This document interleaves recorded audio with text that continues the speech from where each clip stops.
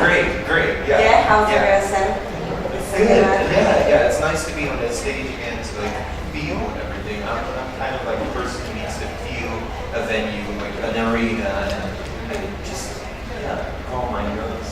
Yeah. And I succeeded in calming my nerves, yeah. Yeah? Yeah. How do you do that? Like, do you have a technique, special technique? No, just breathe in, breathe out, like watch what's happening and enjoy. That's the main thing I do here. I'm really enjoying my time here. Yeah? Yes. And sometimes you feel like you need stress or something, or you... Of course, yeah. I'm not gonna lie, it's an exciting adventure, and it's like, everything happens from like a lot of media attention. Yeah. And so yeah, from time to time I'm a bit stressed, but not like stressed out, but just like excited. Yeah, and from time to time, I'm sure that you feel more comfortable on stage. Yeah. I do actually, yeah. Right. Just get used to like that feeling being on that stage, sitting behind the piano and just feeling what is going to happen. Did you imagine like the audience, thousands of people in the audience when you were there today? Like the ones who were standing here already, or did I imagine the... Yeah. Oh yeah, I kind of did, but I couldn't actually, But you could just try when you're thinking about it. Yeah, I kind of tried to imagine how many people would be sitting in that arena, but it's too much to like imagine. I just need to see. Yeah. Did you have something that you want to change or do for the next rehearsal, or is it you'll be waiting now? Well, no, there are some like details that need to be changed, of course. I think everyone who is sitting here will answer that question with the same answer. Because it's only been the second rehearsal, but it's a few changes here and there. But I'm really glad at what we did and how the process went today. Great. And how has been the experience for you here in Tel Aviv? Great. Did you get a chance to Really? see the city? Yeah, I did get a chance to see the city because I did some like sightseeing and I went to the old city of Jaffa, which is beautiful. Yeah, my favorite place in Tel Aviv, if you ask me. Nice. Yeah. Thanks. Okay, so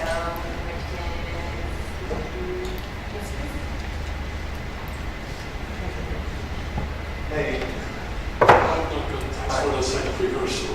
I was wondering what you were testing during the second rehearsal and what the meaning is of the light bulb. I thought you would ask that question. No. I thought that would be the first question, of course, obviously. We were testing the light bulb, and it's gonna hang from the roof. But this was the first time we tested the new light bulb, which to me represents the hope that is like being given up, or whatever you feel like you've been or should give up or have to give up. That's what that light bulb means. But there are some technical things also, because this was the first time it was brought on stage. It will be better next time. But thanks.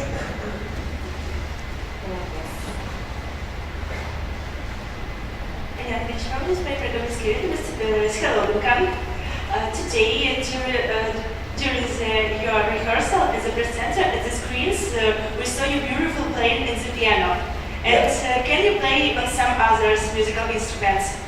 I do. I play the guitar from time to time, but and I produce actually. I produce songs, so that all those instruments you see in the computer and stuff. Well, you play them on a keyboard, but you actually need to have like the ear for that kind of music to produce it. So I'm a producer. Kind of play the guitar. I would never dare to do it on stage, and I play the piano and I sing. Yeah. Is there any other instrument that you don't play like to learn? I would love to play cello. I love that instrument. Yeah, fell in love with it when I was 8 when I heard some classical pieces at a local music school. And those children were only like 12, so they were like 4 years older than me. But they could play like, wow. Yeah, I was amazed by that. And ever since, I kind of wanted to, but I think it's like a skill you really like need to dive into. Yeah. Maybe after the Eurovision. Maybe one day when I'm old, I'll try to play the cello. Yeah.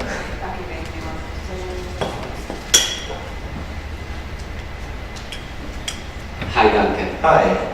Daniel from Eurovision. I know. I'm flattered.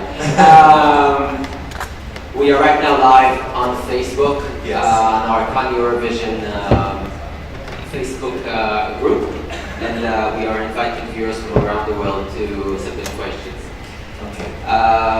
So Dafi Asaf is asking you, how does it feel for you with all the hype around you being first in the bookies? And do you feel that there is a burden on you to bring the Netherlands a first victory after 44 years?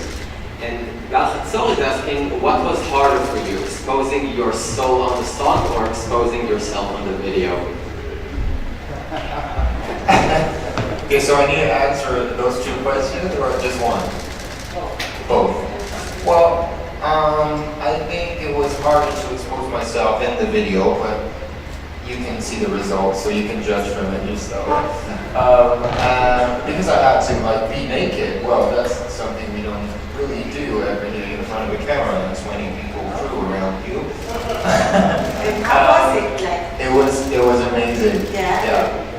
Yeah, of course I was a bit scared at first because I really wanted to make something artistic, and I thought the most vulnerable you can get is by being naked.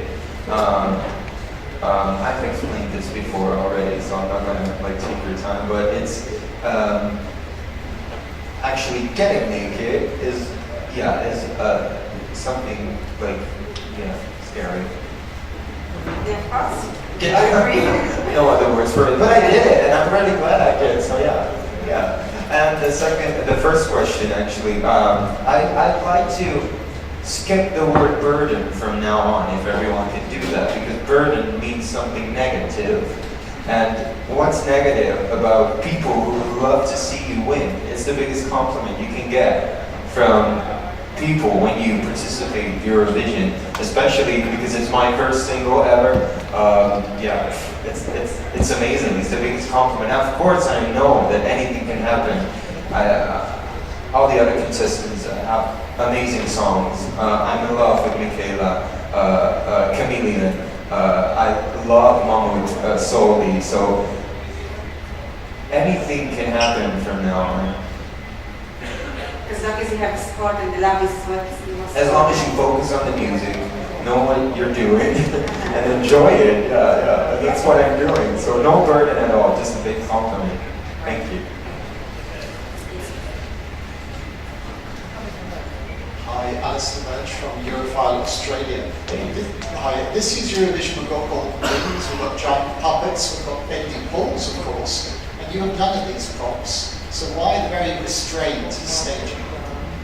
Well, that's because I wanted to focus on the music, and I brought the piano on stage because I really wanted to bring that vibe on stage of me writing the song, like the thing that I experienced when I was writing the song. I wanted to bring that on stage in Tel Aviv, so a bit of home in Tel Aviv, I guess. And it's sober because I like sober, and I like when everything you do on stage is focused on the music and the song and the story itself.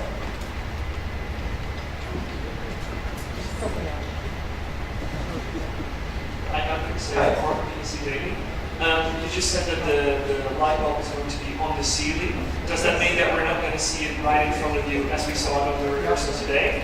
You'll see. Can you tell me why it wasn't on stage at the first rehearsal?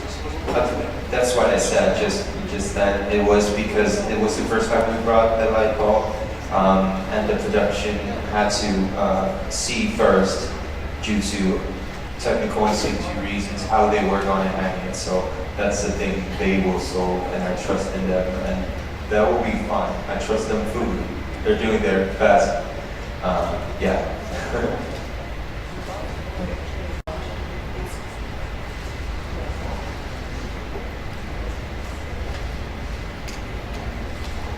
Hello, Duncan. It's Jake from Radio International in Malta, X105. My question is, exactly. My question is, you enrolled into the Rock Academy. Yes. Do you also sing rock music, or do you stay with ballads? No, I used to listen to rock music actually. I was a big fan of Snow Patrol, Nirvana, Coldplay, and maybe you've seen some influences in my music, maybe not.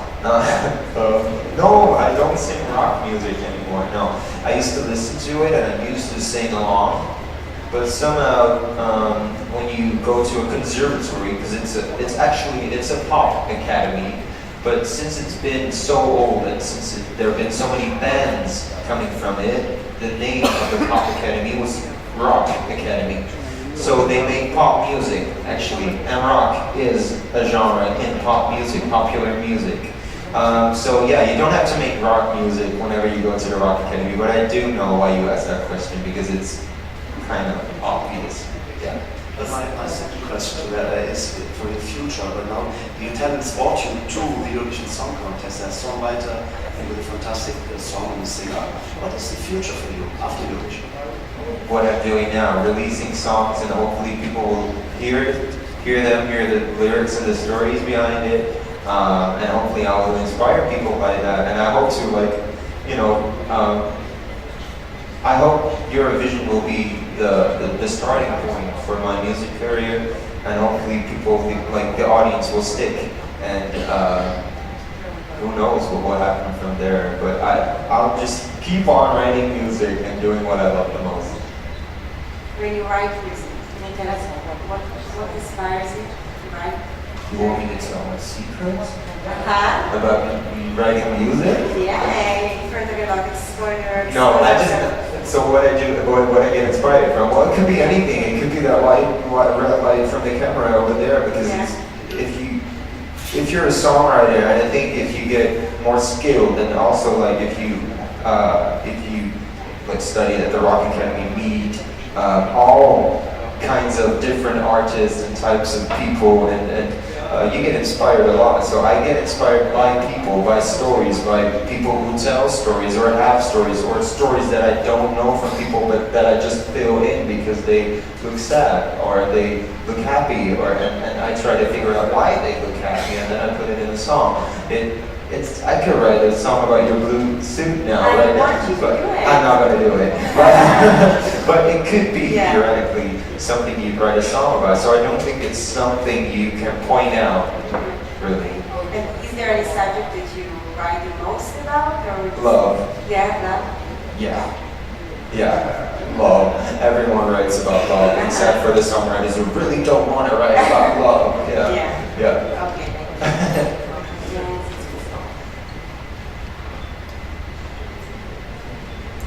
Hey, it's Martijn van der Veen, the Netherlands.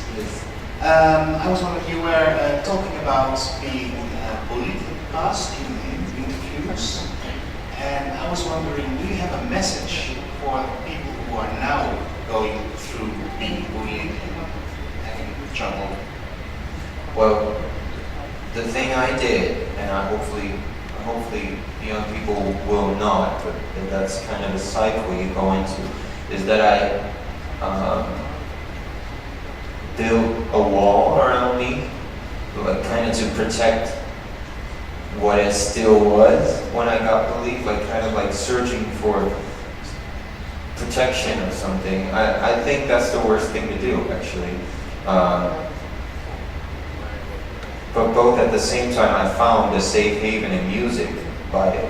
But I think if I would have skipped the whole thing of like, no, I don't want to see people, no, I just want to be in my room, I just want to, that part, don't do that. Find people who like you instead of focusing on the negative people, just focus on the positive people who believe in you, whether that's your little brother who's 4 years old, stick to him.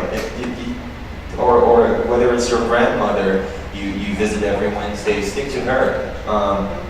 But don't focus on the ones who don't like you. That's what I did. I focused too much on the ones who didn't like me, and I tried to change who I was, finding out that wasn't really solving anything. So when I changed that, well, in my mind, things happened. I got to sing in front of audiences. I got to, first I was afraid to do that because I locked myself up in my room. And when I decided to step on that stage and sing a song and focus on the people who applaud instead of cursed, I got happy. Such an important message for everyone, but if not only young people, everyone, even adults, everyone who listens to you. Because many of us have the tendency to focus on the negative instead of just appreciating the gratitude. Exactly. Yeah. Grateful for the positive. Exactly. That's why I just said like no burden. It's a compliment. Yeah. Those are like that's a state of mind, and as long as you stick to that state of mind, nothing can happen to you. Yeah. Good. Thank you for that. Time for last question. Yes. Thank you. Hello, Duncan. Hi. Very funny to talk English to you. Strange, right? Yeah. You're talking in Dutch. She won't allow me. Yeah. It was the first time I heard you sing the song live, and it really hits me again, so thank you for that. But this song contest these days is not about song only. We're talking about the lights, the visuals, Exactly. and it's clear, you told us already, you're still testing with the lights. But doesn't that make you nervous that the whole act is not fixed yet? You're still testing, time's running out. No, and there's one reason why, and they're sitting over there. I know that girl. No, they are sitting over there. It's my whole team. And Ilsa, of course. I'm not nervous. They're professionals. They know what they're doing. I know what I'm doing. Not that professional with like the whole staging, but that's why they are with me. So I don't get to feel nervous. So I am calm. I am exactly what I need to be. I'm fully focused on my performance.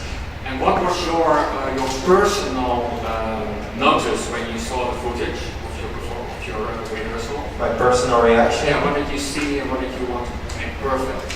There were like, of course there were small details you'd like to see change, but we're on the same page with that. But what I really loved was the darkness and the soberness that was in it already. And I think if that would be more, then we were talking about something really great.